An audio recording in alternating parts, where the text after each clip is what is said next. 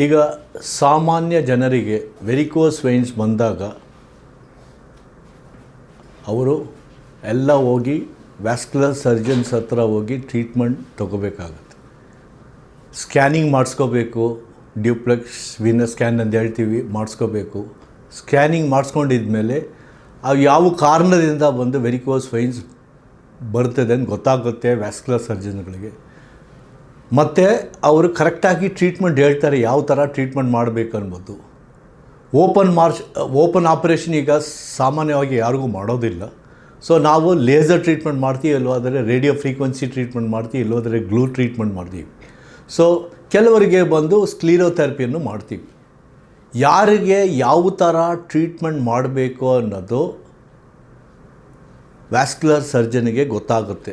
ಅವರು ಯಾವ ಸ್ಟೇಜಲ್ಲಿದೆ ವೆರಿಕೋಸ್ ವೆಯಿನ್ಸು, ಯಾವುದು ಸೇಫು, ಯಾವ ಟ್ರೀಟ್ಮೆಂಟು ಪರ್ಟಿಕ್ಯುಲರ್ ಪೇಷಂಟ್ಗೆ ಸೇಫ್ ಅನ್ನೋದು ಕ್ಲಿಯರಾಗಿ ಅರ್ಥ ಮಾಡಿಕೊಂಡು ಮಾಡಬೇಕು.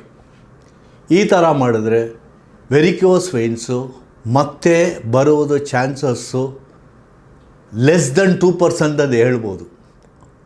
ಅಷ್ಟು ಕಾನ್ಫಿಡೆನ್ಸ್ ಆಗಿ ಹೇಳ್ತೀನಿ. ಸೊ